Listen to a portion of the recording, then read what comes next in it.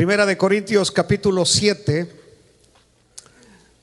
versículo 25 es nuestra serie de Corintios. Estamos llegando hoy al capítulo 7, versículo 25 de la primera carta a los Corintios. Dice Pablo en cuanto a las vírgenes. ¿Cuántas vírgenes tenemos hoy acá? ¿No vinieron? En cuanto a las vírgenes, no tengo mandamiento del Señor, mas doy mi parecer como quien ha alcanzado misericordia del Señor para ser fiel. Tengo pues esto por bueno a causa de la necesidad que apremia, que hará bien el hombre en quedarse como está. Pablo sigue insistiendo. Pablo sigue insistiendo que estar soltero es mejor. Aleluya. Y quedarse como está. Pero el versículo 27 dice: pero estás ligado a mujer. Es decir, el Señor te alcanzó ya casado. No procures soltarte. No procures soltarte. Estás libre de mujer. No procures casarte. Mas también si te casas, no pecas. Y si la doncella, es decir, la virgen, se casa, no peca. Pero los tales tendrán ¿qué? Aflicción de la carne. Y yo os lo quisiera evitar. No creo que vamos a llegar a ese último versículo hoy, pero lo leí por si acaso. Así que Padre nuestro, te damos gracias por tu hermosa palabra. Que tu consejo venga a ser de gran bendición a nuestras vidas. Espero, Señor, nos edifiques, que nuestra fe sea afirmada, Señor, que puedas traer sabiduría a nuestras mentes acerca de este tema tan importante del matrimonio. Padre eterno, te lo pido en el bendito y glorioso nombre de Jesucristo, y decimos todos amén.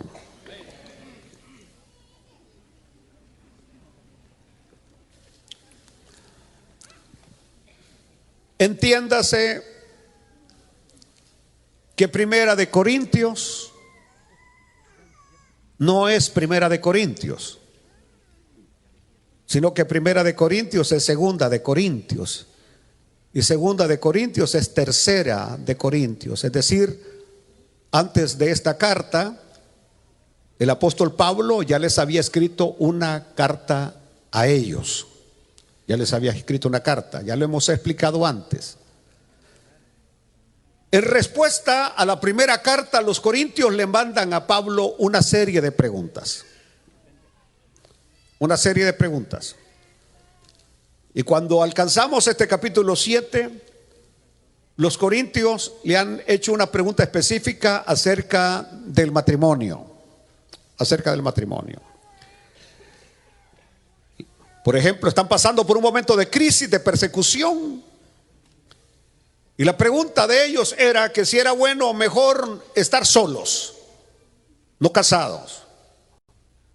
San Pablo ya les contestó la primera pregunta cuando dijo: bueno le sería al hombre estar solo. Pero a causa de las fornicaciones, en otras palabras, a causa de la inmoralidad, cada una tenga su propio esposo y cada uno tenga su propia esposa. Eso es lo que San Pablo dijo. Y luego agregó Pablo que el hombre cumpla el deber conyugal.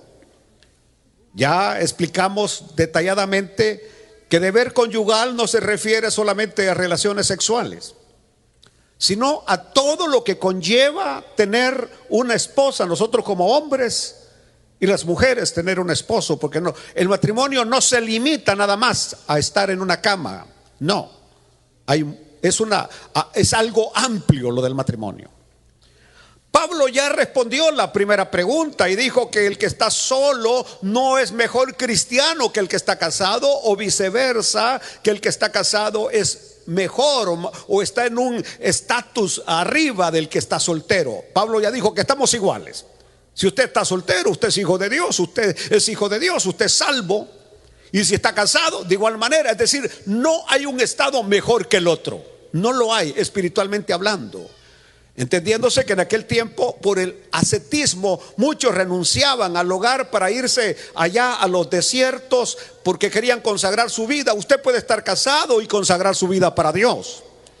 Eso es lo que hemos explicado. Usted puede estar casado. Inclusive en ese momento yo hablé como José y María eran un hogar y que tuvieron sus hijos, y que tener relaciones no le quita nada de espiritualidad a nadie. Eso fue algo que Dios así lo diseñó cuando nos creó allá en el libro del Génesis. Ahora bien, ahora San Pablo llega a la segunda pregunta. Llega a la segunda pregunta. Y aquí es bien importante que vamos a entender estos versículos. Vamos a entender estos versículos a la luz de las circunstancias que vivían los corintios. Si nosotros no tomamos en cuenta el contexto histórico, geográfico en el cual un escritor bíblico está enviando esas letras, vamos a terminar interpretando mal las Sagradas Escrituras. Así que lo primero que hay que establecer eran las circunstancias en las cuales se encontraban los hermanos allá de Corinto, y luego después aplicarlo a nuestros días. Por extensión uno puede aplicar pasajes de la Biblia, pero siempre y cuando primeramente nos demos cuenta quién lo escribió, por qué lo escribió, en qué momento lo escribió. Muy bien. Así que allá en Corinto, ya le hemos hablado un montón de veces, era un lugar de mucha corrupción, un lugar corrupto, un lugar de inmoralidad extremo. Y especialmente los hombres se corrompían en la ciudad. Escuchen bien lo que voy a decir hoy. Recordémonos que ahí estaba el templo de Afrodita, que tenía 1000 vírgenes bestiales que no eran más que prostitutas. Los hombres subían a adorar al templo, pero en realidad subían a acostarse con una prostituta. Había una inmoralidad tremenda. Sin embargo, yo acabo de decir, apenas dije, que en Corinto los hombres se habían corrompido, pero el hombre descenderá hasta lo más bajo cuando es la mujer la que se corrompe. Es decir, la mujer es como un freno, como un break para la inmoralidad. En otras palabras, cuando yo estudio sociología, me doy cuenta que el decaimiento, la inmoralidad de X reino, de X nación, de X imperio, comienza en el lado femenino. Y cuando el lado femenino se corrompe, entonces eso arrastra al hombre a una situación de inmoralidad. En otras palabras, el punto es, el inmoral prácticamente es el hombre. El que tiene la cabeza corrompida es el hombre. Pero cuando la mujer se mantiene en una línea que no le permite al hombre pasar de esa línea, aunque el hombre quiera, no pasa de esa línea. Parece que no lo oyeron, ¿verdad? Es decir, el hombre puede estar pidiendo que le pongan unas cuerdas, o que haga esto, o que haga, pero cuando la mujer dice, no es eso lo que la Biblia me enseña, la mujer viene a ser como un retén, como algo que detiene la corrupción que hay en la mente del hombre. Pero cuando la mujer se corrompe, cuando la mujer se deprava, y entonces viene y le permite al hombre pasar esas líneas, la inmoralidad entra como Juan por su casa. He ahí la importancia de la mujer temerosa de Dios. La mujer temerosa de Dios. Alaben a Dios en esta mañana. Eso siempre ha sucedido así. Es decir, el hombre de por sí es corrupto. El hombre de por sí es inmoral.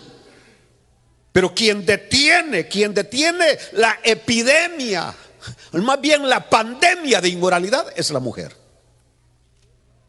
Pero cuando la mujer empieza a leer cosas que no debe leer, o a ver cosas que no debe de ver, o a escuchar voces de las mujeres corruptas sin Cristo en el trabajo, luego quiere transferir eso al hogar, el hogar va a caer en una decadencia moral terrible.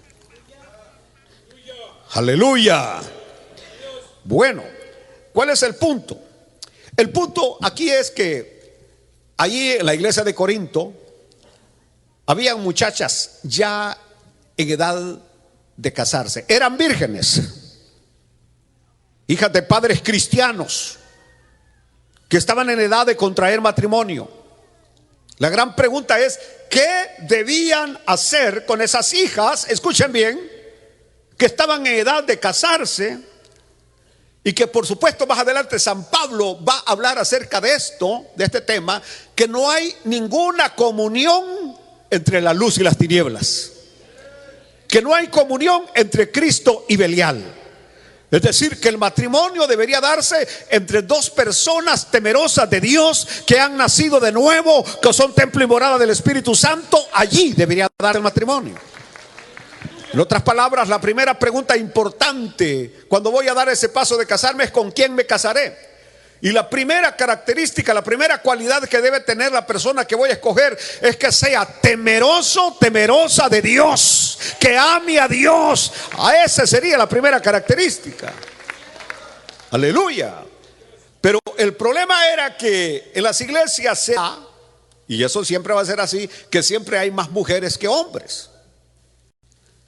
Y especialmente aquellos hombres que en vez de escoger una que está aquí, que aunque sea feíta es temerosa de Dios, se van afuera a escoger una madianita, una hija del diablo, pues.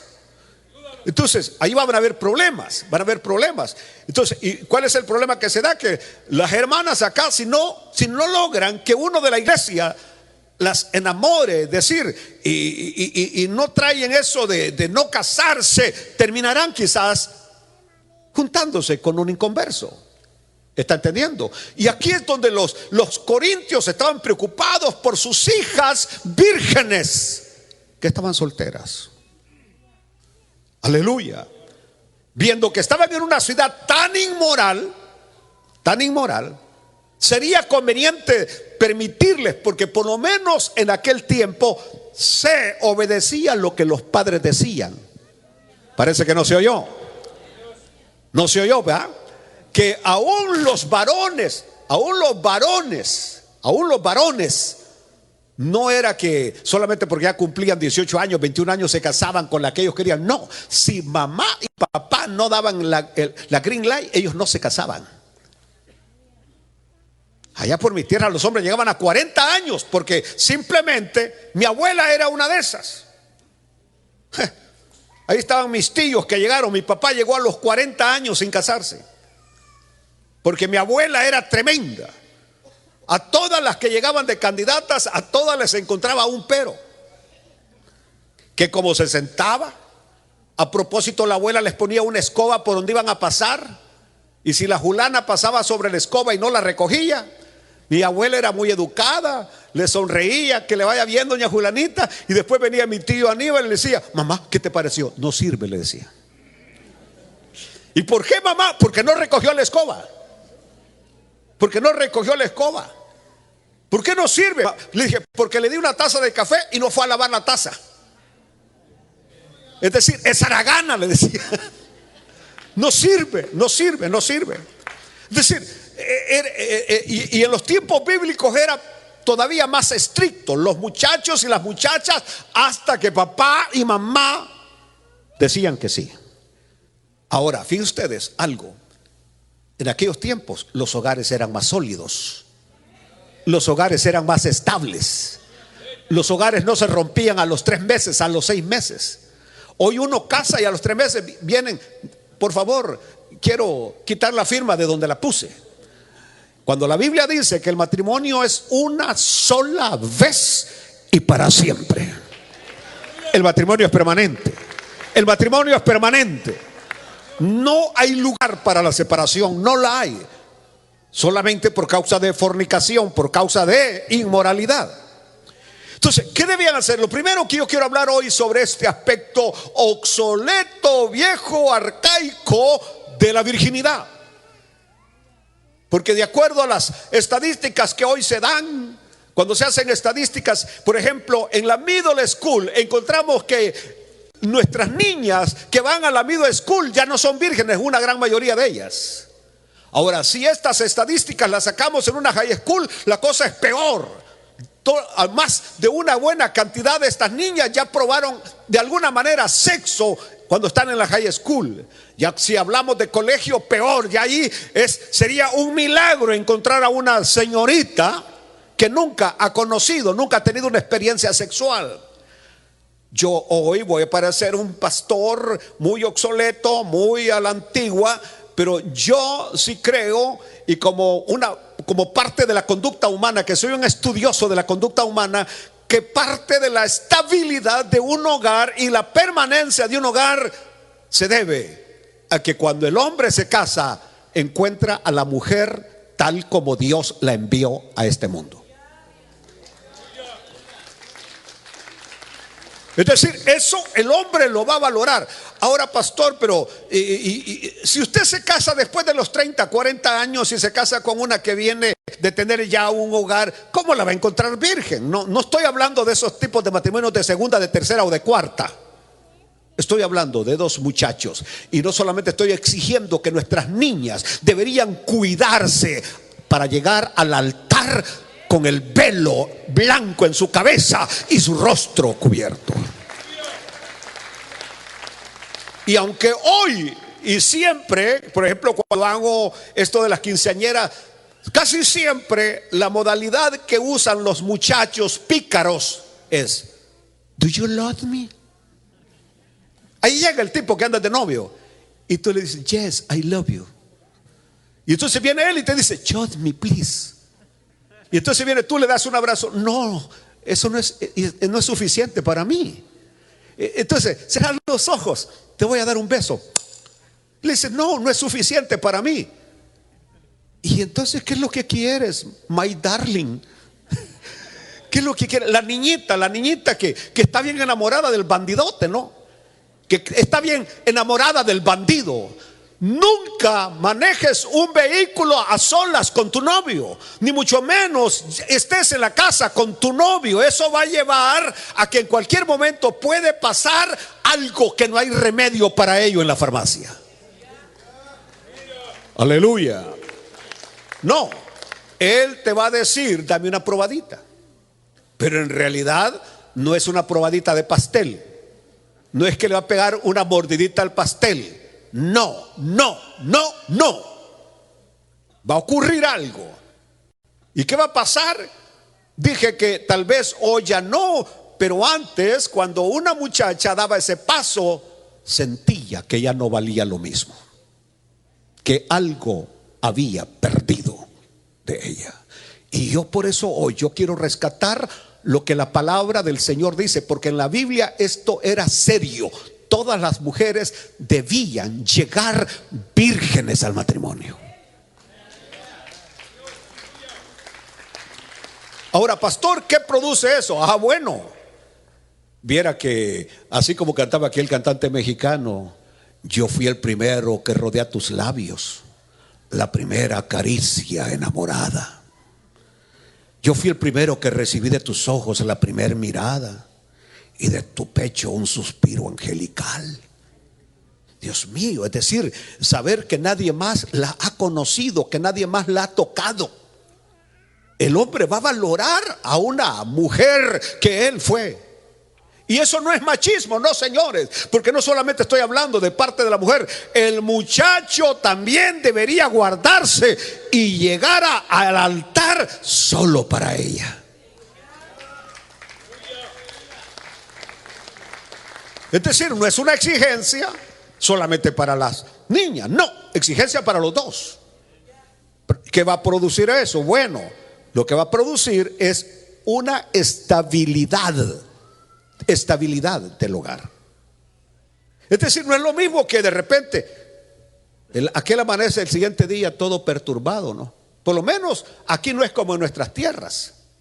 Allá de donde yo era, si la muchacha no estaba como debía estar, ¿sabe qué pasaba el siguiente día? El hombre la agarraba de la mano, iba por toda la calle diciendo: no la encontré como yo la quería, aquí se la llevo a su mamá. Y le decía: suegra, aquí le traigo a Martina, que una mala jugada me pasó. Y la iba a entregar el siguiente día del matrimonio, pero iba haciendo escarnio de ella por toda la calle por haberle mentido, porque no funcionó la salsa de ketchup. Aleluya. Sí, porque cuando usted va ahí a los libros de psicología, ¿qué hacer para fingir que estoy señorita? Cómprate salsa de ketchup. Tal vez a los hombres antes, que éramos bien inocentes, bien campesinos, ignorantes, nos podían engañar. Pero ahora con estos de hoy es imposible, ¿no? Si estos le dice el papá al niño que tiene 8 años, el niño ya está entrando en edad, 8, 9, 10 años, le dice: hijo, siéntate, vamos a hablar de sexo. Sí, papá, le dijo: ¿qué quieres que te enseñe? Yo llegué, creo que a los 15 años, y como yo veía que las señoras pasaban ahí por donde yo vivía con el gran estómago, que ya iban para la unidad de salud a tener su niño, al siguiente día ya venían con el niño y mi tía les preguntaba: ¿qué compraste, Marillita? Yo decía: se compran los niños. ¿Qué compró, Juanita? Yo pensaba que se compraba. Y luego había una canción que decía: la cigüeña todos los años visita a mi mujer. La cigüeña y decía, y hacían una imagen de una cigüeña que llevaba una cosa con un niño colgado. Y yo siempre viendo que pasara la cigüeña. No les exagero, pero llegué a los 15 años y yo no sabía cómo se hacían los niños. Era totalmente inocente en esa área. Así hubiera seguido toda mi vida.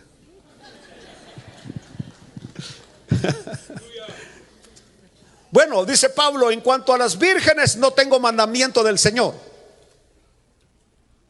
¿Qué quiso decir Pablo cuando dice no tengo mandamiento del Señor? Es decir, Pablo, cuando los corintios le preguntaron acerca de las vírgenes, leyó la Biblia en el Antiguo Testamento, leyó los evangelios y no vio absolutamente nada que el Señor Jesús o la Biblia dijera al respecto. No había nada, no había absolutamente nada que dijera al respecto acerca de que si debían casarse o no. Así que dice Pablo: no tengo mandamiento, no encuentro nada. No encuentro nada en el pasado, en las escrituras, que toque este asunto. No es así como, por ejemplo, acerca del matrimonio, Mateo capítulo 19, versículo 4 al 9, que ahí el Señor fue específico. Cuando el Señor dijo, él respondiendo les dijo: no habéis leído que el que los hizo al principio, varón y hembra los hizo. Cuando está hablando el tema del divorcio. Y dijo: por esto el hombre dejará padre y madre y se unirá a su mujer, y los dos serán una sola carne. Así que no son ya más dos, sino una sola carne. Por tanto, lo que Dios juntó, no lo separe el hombre. Así habla el Señor. Le dijeron: ¿por qué pues mandó Moisés dar carta de divorcio y repudiarla? Y él les dijo: por la dureza de vuestro corazón, Moisés os permitió repudiar a vuestras mujeres, mas al principio no fue así. Y yo os digo que cualquiera que repudia a su mujer, salvo por causa de fornicación, y se casa con otra, adultera. Y el que se casa con la repudiada, adultera. He dicho. Aleluya. Pero dice Pablo: bueno, como no hay mandamiento del Señor, le voy a dar mi parecer como quien ha alcanzado misericordia. Es decir, por el testimonio del Espíritu Santo, él estaba seguro de que su opinión era acorde con el pensamiento de Dios. Y aunque Pablo era consciente de su debilidad humana, y por eso siempre estoy atacando ese espíritu de que usted se cree muy perfecto, de que usted se cree muy santo y que usted se cree muy recto. Pablo, al contrario, Pablo era consciente de su debilidad humana, y por eso es que Pablo frecuentemente usa la palabra por la misericordia de Dios. Y usted y yo somos salvos por la misericordia de Dios. Usted y yo somos hijos por la misericordia de Dios. Usted y yo estamos viajando al cielo por la misericordia de Dios. Cuando lleguemos allá vamos a levantar nuestras manos y vamos a agradecerle a Él, porque es por Cristo que llegaremos al cielo. Así que Pablo dice, como quien ha alcanzado misericordia. Usted alcanzó misericordia, yo he alcanzado misericordia, aleluya. Y dice Pablo, bueno, y por eso puedo hablarles con autoridad, porque he alcanzado misericordia de parte de Dios. Dice Pablo, tengo pues esto por bueno, a causa de la necesidad que apremia. Esta es la palabra clave hoy, la necesidad que apremia. Pablo ahora expresa su pensar dando su decisión apostólica. Y cuando es una decisión apostólica, por ende es obligatoria. Por eso es que muchos hoy se nombran apóstoles y mujeres también. Ahora no solamente hay hombres apóstoles, sino que hay mujeres que aparecen con el título de apóstol. ¿Por qué? Porque lo que ellos dicen es obligatorio. Es de carácter obligatorio. Es decir, una decisión apostólica es de carácter obligatoria a quienes se dirige. Y por eso, bajo las circunstancias del momento, por eso una vez más repito, lo que Pablo está diciendo es como cuando más adelante San Pablo va a decir, no le permito a la mujer que hable en público. Y si nosotros agarráramos eso fuera del contexto, dijéramos, bueno, ¿y por qué predica la hermana tal? ¿Y por qué tenemos hermanas que son líderes? Porque simplemente eso no era dirigido universalmente, sino en base a algunas circunstancias que habían en la iglesia de Corinto en ese tiempo. Esto es bien importante que lo entendamos, que hay aplicaciones que no son universales, sino que son para el momento. Muy bien, sigamos adelante. Así que la decisión de Pablo de recomendar que no se casen se basaba en cierta circunstancia presente en la iglesia de Corinto. De acuerdo a los historiadores, porque no hay nada específico cuál era la situación que imperaba en Corinto, pero se cree que había una apretura. Cuando hablamos de apretura, hablamos de una aflicción, de una angustiosa situación de la cual no tenemos información exacta. Recordémonos que Pablo está escribiendo esta carta ¿desde dónde? Desde Éfeso. Corinto estaba muy cerca de Éfeso. En otras palabras, Pablo sabía lo que estaba ocurriendo en Corinto. Y más adelante en el capítulo 4 de Corinto, primera de Corintios, capítulo 4, 9 al 13, San Pablo habla de ciertas aflicciones, porque dice Pablo, porque según pienso, Dios nos ha exhibido a nosotros los apóstoles como postreros, como a sentenciados a muerte, pues hemos llegado a hacer espectáculo al mundo, a los ángeles y a los hombres. Nosotros somos insensatos por amor de Cristo, mas vosotros prudentes en Cristo, nosotros débiles, mas vosotros fuertes, vosotros honorables, mas nosotros despreciados. Hasta esta hora padecemos hambre, tenemos sed, estamos desnudos, somos abofeteados y no tenemos morada fija. Nos fatigamos trabajando con nuestras propias manos. Nos maldicen y bendecimos, padecemos persecución y la soportamos. Nos difaman y rogamos. Hemos venido a ser hasta ahora como la escoria del mundo, el desecho de todos. Más adelante en el capítulo 15, versículo 32, el apóstol San Pablo dice, si como hombre batallé en Éfeso contra fieras. ¿Qué dice Pablo que batalló contra qué? Ahora les pregunto a ustedes, ese término fieras, ¿eran fieras o eran humanos? ¿Qué eran? ¿Fieras o humanos? ¿Eran tigres? ¿Eran leones? No, peor que leones y peor que tigres. Eran humanos. Porque batallar con leones no es tan pesado, batallar con tigres no es batallado, no es tan pesado, pero batallar con seres humanos, fieras humanas, eso es terrible. Y dice Pablo, batallé contra fieras. ¿Qué me aprovecha si los muertos no resucitan, comamos y bebamos porque mañana moriremos. Es decir, habían gentes que negaban la resurrección de Cristo y que negaban que nosotros íbamos a resucitar. Así como hay hermanos que siempre están contradiciendo lo que un pastor predica, lo que alguien enseña, siempre llevan la contraria. Ya es hora de unificarnos en la doctrina, en lo que la palabra del Señor enseña. Es decir, algunas veces venimos solamente para ver en qué palabra, en qué frase, en qué momento el pastor dijo algo que a uno no le gusta. Yo siempre voy a decir, aunque a usted no le guste, la verdad que está en la palabra del Señor. Aleluya. Bueno, así que, ¿qué era la situación? Ay, Dios mío.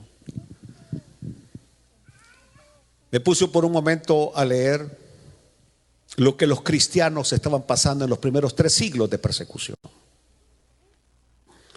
El gran problema de los cristianos, nosotros, es que para nosotros solo hay un Dios verdadero. Solo uno. Solo un camino al cielo. Solo una puerta al cielo. Solo un nombre en el cual hay perdón de pecados. Solo una sangre que nos puede limpiar de todos nuestros pecados. Y esa sangre es la de nuestro Señor y Salvador Jesucristo. En aquel tiempo habían dioses por multitudes. Allá en el capítulo 17 de Hechos, Pablo llegó a Atenas y Pablo se sorprende que en la ciudad de mayor gnosis, de mayor conocimiento, de mayor sabiduría humana, tenían un panteón de dioses. Cientos de dioses. Y dice San Pablo: caminando por vuestras calles me di cuenta que ustedes son muy religiosos, porque encontré altares a todos los dioses. Inclusive encontré uno que decía: al Dios no conocido. Pues al que ustedes adoran sin conocerle es el que yo vengo a anunciarles. Él creó todo, por Él vivimos, por Él estamos. Los cristianos no aceptaban los demás dioses, y nosotros tampoco. Para nosotros solo hay un mediador. Para nosotros solo hay un redentor. Para nosotros solo hay un divino. Para nosotros solo hay alguien que es hermoso, maravilloso, y es nuestro Señor y Salvador Jesucristo. El César romano era Dios. Y el César, al igual que Nabucodonosor, exigía adoración como Dios. Y los cristianos, todos los demás les valía. Hay una palabra en teología que se llama sincretismo religioso. Sincretismo religioso. Es diferente del ecumenismo. Sincretismo religioso es simplemente si hay 2, 3 cosas que son iguales. Tú eres mi hermano. Aún aquel canto que antes entonábamos un poco equivocado: no me importa la iglesia que vayas y detrás del Calvario tú estás. No. Muchos pueden mencionar el Calvario y no creer que Jesús es Dios. Yo creo que Jesús es Dios. Y yo creo que el Espíritu Santo es Dios. Y yo creo en el rapto de la iglesia. Y yo creo que Cristo se lleva a la iglesia antes de la gran tribulación. Por eso tenemos ese gran rótulo: Cristo viene pronto. Aleluya. Y también sé que la solución a todos nuestros problemas económicos, de seguridad, la solución no está en las manos de los hombres. La solución está en las manos de Dios. Aleluya. Entonces, no me importa la iglesia que vayas. No. Los testigos de Jehová no son mis hermanos. Los mormones no son mis hermanos. Y un montón de sectas, la ciencia cristiana y un montón de sectas más. Nosotros no pertenecemos a ninguna secta. Nosotros pertenecemos a la iglesia de Jesucristo.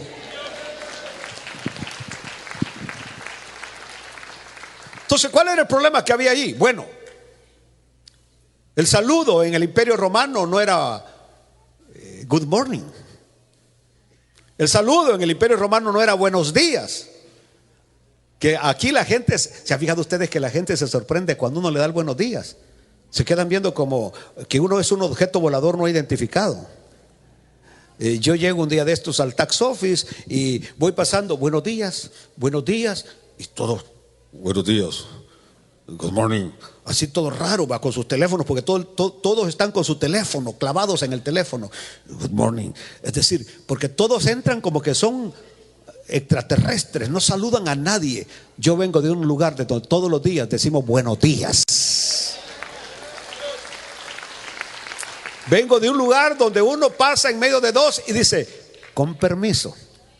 Vengo de ese lugar donde si una anciana se va pasando la calle, uno para su vehículo, se sale del vehículo y pasa a la anciana al otro lado. No como en algunos lugares, semejante señora que no está viendo. No, de allá vengo. De donde un ambiente todavía hay educación. Porque eso fue lo que me enseñaron, fue lo que me inculcaron. Aleluya.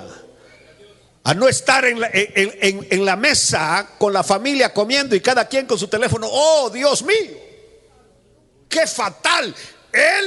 El viejo con su teléfono, la vieja con su teléfono, los hijos con su teléfono. Comieron, se fueron y nadie dijo ni una palabra en la mesa. Usted como cabeza del hogar, ¿cuántas cabezas del hogar hay acá? Cuando se sienten a la mesa en un restaurante, digan, apaguen esos volados, porque ahora tenemos una comida de familia.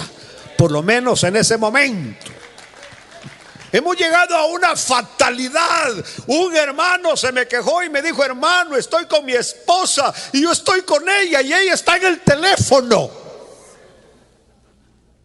riéndose. Y luego le hace con el dedo. ¿Qué hago? Le dije, nada.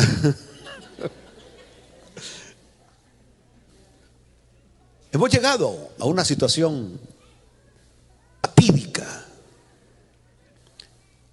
Escuchen, ya voy a terminar. Ya se les terminó los 50 centavos que le pusieron a la rocola. Dice Pablo, que hará bien el hombre en quedarse como está. Ustedes conocen el griego y saben que la palabra hombre es antropos. Y es la palabra para hombre, pero que abarca hombre y mujer. Así que cuando Pablo dice, le sería bien al hombre en quedarse como está, se refiere a hombre y mujer, pero de acuerdo a la situación que imperaba. ¿Me están entendiendo? Es decir, no es un versículo para aplicarlo en todos los tiempos, sino en el tiempo que imperaba. Y aquí es donde estoy ya bajando el avión. Lo que Pablo, siguiendo el consejo de la palabra del Señor, quería, procuraba, es que el matrimonio tiene que ser estable, duradero, sólido, permanente para siempre. Esa algunas veces es la razón por la que yo me niego cuando alguien viene a solicitarme que lo case. Por ejemplo, pastor, la conocí por internet. Viene de República Dominicana. Le digo, ¿usted nunca la ha conocido entonces así, face to face? No. Pero hemos hablado largo y tendido por Facebook. Y dije, bueno, nada de lo que yo le diga va a cambiar su decisión de casarse. Pero yo no lo voy a casar. Primero porque no creo en matrimonios por papeles para obtener una green card. No creo en eso. No creo en matrimonios que porque allá la persona vive en un país pobre y usted aquí está en un país de abundancia, porque este país de abundancia, este país está bendecido de parte de Dios.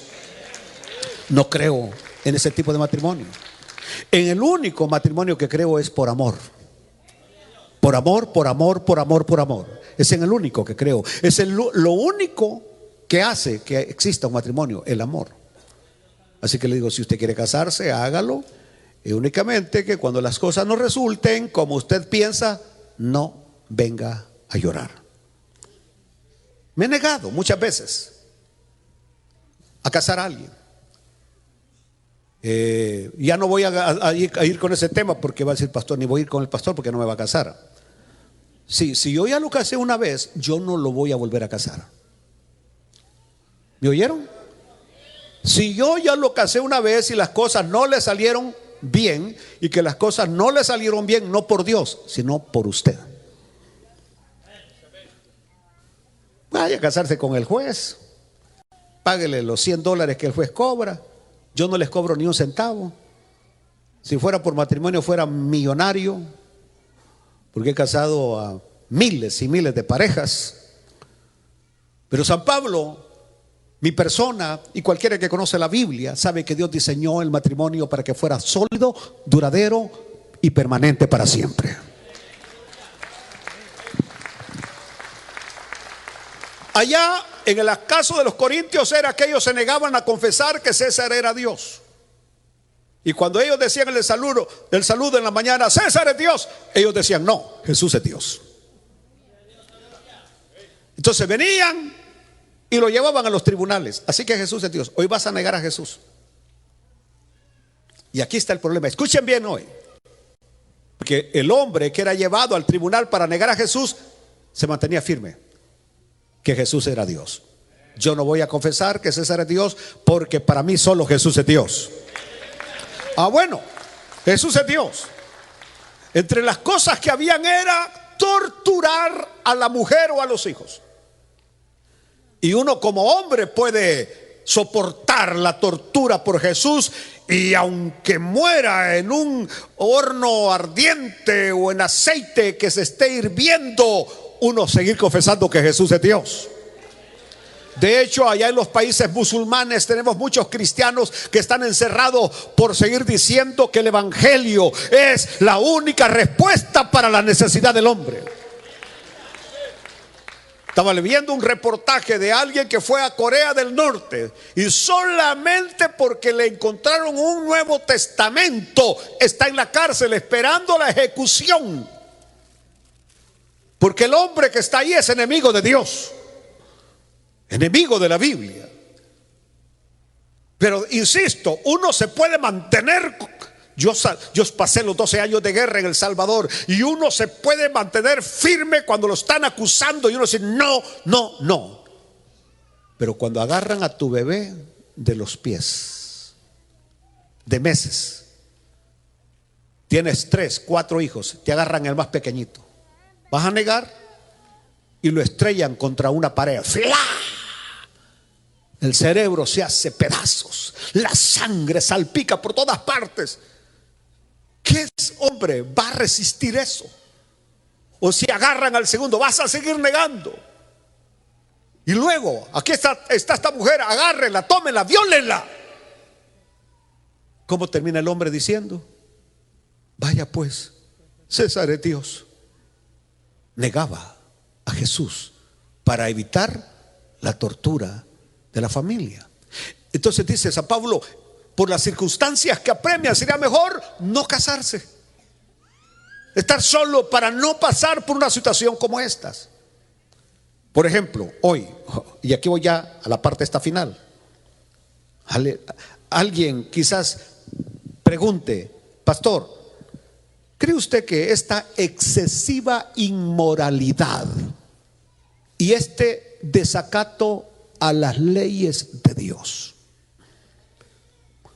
Yo sé que aquí tenemos a una representante del gobierno y que hay leyes federales, leyes estatales, leyes locales, pero para mí este libro está sobre cualquier ley federal, estatal o local.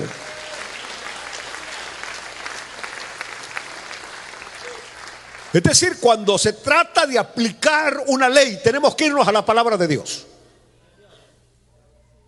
para no estar peleando contra Dios. Porque la bendición de un pueblo viene cuando ese pueblo se somete a los lineamientos de la palabra de Dios. De hecho, cuando leemos la historia de este hermoso país, los Estados Unidos, que nos ha albergado, que nos ha recibido, este libro se fundó tomando en cuenta este libro santo. En las escuelas se aprendía a leer leyendo la palabra del Señor. Entonces, esto es lo que hacía este libro fundamental para el nacimiento de esta gran nación. Cosa que en las últimas décadas, de los 60 para acá, de los 70, esta nación se ha ido apartando de Dios, alejando de Dios, alejándose de los 10 mandamientos, alejándose de la Biblia, metiendo el Corán en la Casa Blanca, metiendo videntes y otra clase de diablos. Aleluya, aleluya. Y esto ha llevado a que esta nación, por eso ahora hay alguien que quiere volver a ser esta nación grande, pero el único que puede volver a ser esta nación grande no es el presidente ni es la corte. El único que puede volver a ser nación grande, si Dios en su soberanía lo permite, es el Dios del cielo.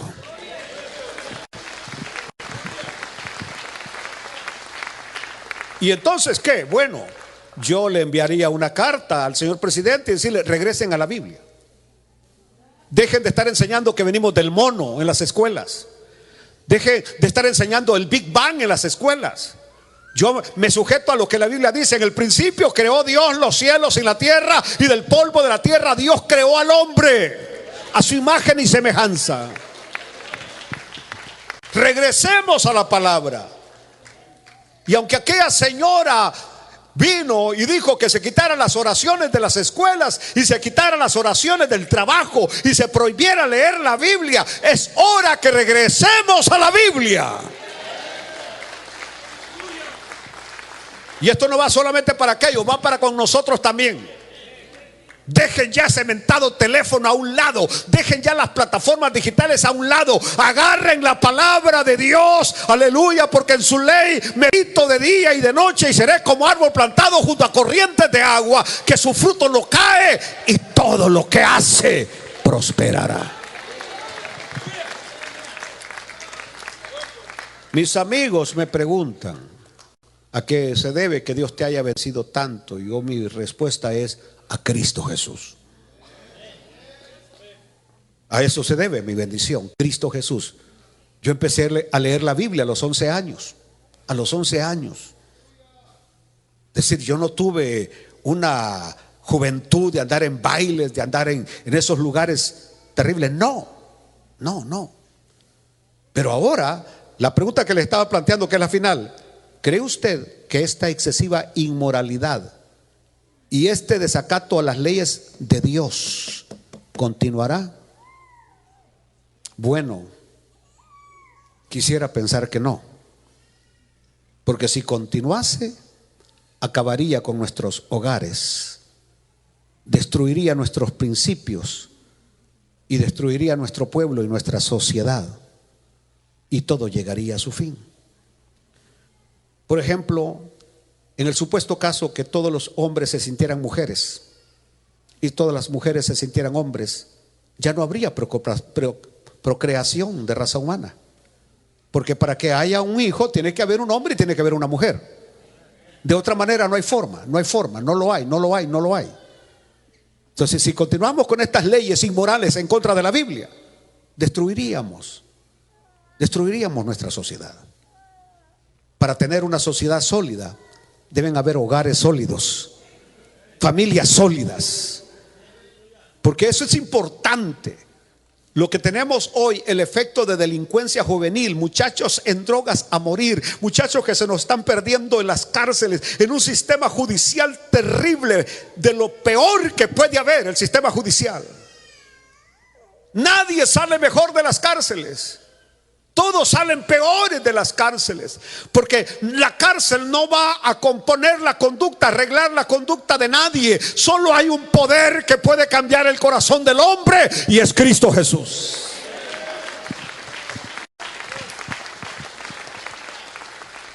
Aleluya. Es decir, yo respeto que haya policía, que hayan departamento judicial, pero que sean efectivos. Hasta ahorita yo no he visto a alguien que vaya a un lugar salen peores. Salen peores. Eso es lo que tenemos. Pero en cambio, aquí tenemos gente que antes anduvo en drogas, anduvo en vicios, anduvo en lo peor de la vida, y ahora han sido transformados por el poder de Dios. La familia es la base de la sociedad. Y si la familia se derrumba todo. Termino. Les dije que no iba a llegar hasta el final. Entonces San Pablo lo que hoy recomienda es que bajo ciertas circunstancias el permanecer solos, solteros, sería preferible. Insisto, porque ¿para qué hoy, en este ambiente de inmoralidad que tenemos hoy? Por eso es bien importante hoy, escuchen, no me venga diciendo que conoció a una lonchera. Pastor, me voy a casar con una lonchera, es decir, las que venden lonches. Si usted cree que lo voy a felicitar, no lo voy a felicitar. Pero ese matrimonio no le va a durar mucho. Si usted se casa con alguien que no tiene principios bíblicos. ¿Entendió? Porque el día viernes, mientras ella se está pintando para ir al baile, usted está agarrando su Biblia para venir a la iglesia. Es decir, dos rumbos diferentes. Dos vidas diferentes. Así que la única opción que ahora usted tiene para formar un hogar, si está solo, tiene que pedirle al Señor, a una de estas que están aquí, o uno de estos que están aquí, ¿verdad? Que tal vez no son como los que salen en las películas, barbuditos, con cuerpos atléticos porque corren todos los días. Nosotros si corremos, esto se mueve.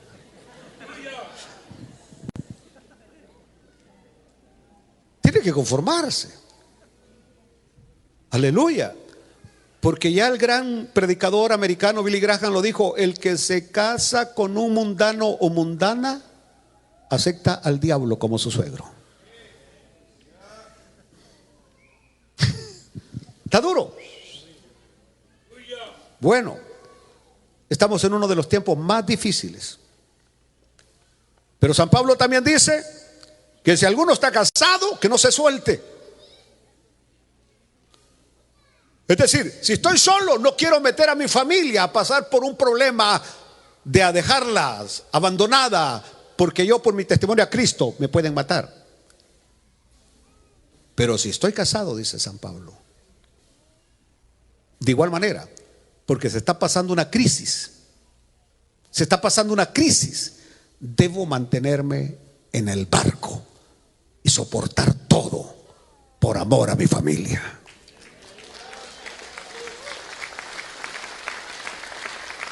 Pastor, ¿a qué se refiere? Bueno, la hermana Débora Morris, que nos visita esta mañana, ella me hablaba de que en su iglesia están trabajando con muchos muchachos jóvenes que vienen de hogares partidos, destruidos. Y todos estos muchachos que vienen de hogares disfuncionales, de esos niños y niñas que un fin de semana están con su papá, otro fin de semana están con la mamá, eso provoca profundas cicatrices psicológicas, vacíos, lagunas mentales, que a menos, porque muchos de nosotros venimos de ese tipo de hogares, pero el Señor nos dio la victoria. Hemos salido adelante, pero no todos lo logran. Por eso, si usted ama a sus hijos, manténgase en el barco junto con su familia. Aleluya. Y eso es la recomendación que recibimos del bendito apóstol.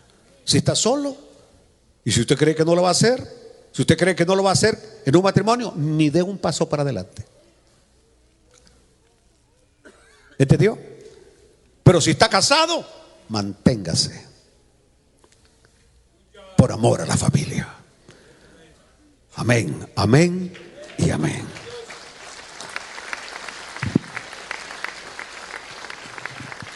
Póngase de pie, por favor. Amado Padre,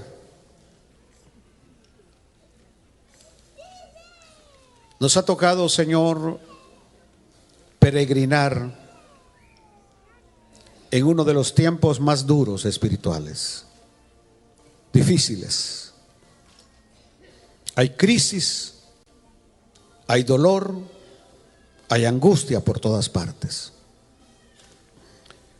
Yo te doy gracias por enseñarnos, por medio de tu palabra, lo que debemos y lo que no debemos hacer. Regálanos de tu sabiduría. Es lo que más necesitamos, sabiduría de lo alto, Señor, para conducirnos mientras dura nuestra peregrinación en la tierra. Te lo pedimos en el bendito y glorioso nombre de Jesucristo. Amén. Bueno, no todo está perdido. No importa la situación en la que tú vivas, Cristo tiene la respuesta a tu problema. Cristo tiene la salida a tu necesidad. Y por ello, en esta mañana yo quiero ver si alguna persona no tiene a Cristo Jesús, porque nuestra aventura de fe inicia cuando recibo a Cristo como mi Señor y mi Salvador aquí en el corazón. Hay alguien en esta mañana que quiera levantar su mano y que me diga: Pastor Pineda, pray for me, ore por mí. Le quiero entregar mi vida al Señor. Estoy ya cansado, tengo problemas en mi familia, tengo problemas en el hogar, tengo problemas en el trabajo. Estoy luchando con ciertas adicciones, con ciertas debilidades. Cristo puede ayudarte. ¿Hay alguien en esta mañana? Dios le bendiga, bienvenido. Usted también, Dios le bendiga, bienvenido. ¿Quién más viene a Cristo en esta mañana? Dios le bendiga. ¿Hay alguien más en esta mañana que le diga así al Señor? ¿Alguien más rinde su vida al Señor en esta mañana? ¿Quién más viene a Cristo Jesús? Estoy esperando una tercera persona que corra, que venga, porque al reino de los cielos se le hace fuerza. Los valientes lo arrebatan. ¿Hay alguien todavía? ¿Hay alguien todavía? La hermana Doralicia viene aceptando al Señor. No. ¿Hay alguien más todavía? Todavía. Esta es la última invitación. Vamos a orar. Vamos a orar. We are going to pray. Por favor, levanten su mano, cierre sus ojos. Y quiero que repita estas palabras. Quiero que en esta mañana usted diga: amado Padre Celestial, te doy gracias por haberme escogido en Cristo desde antes de la fundación del mundo. Hoy confieso que Jesús es el Cristo, el Hijo del Dios viviente, y que desde hoy, por la fe, yo creo, soy salvo y lo creo. Amén, amén y amén.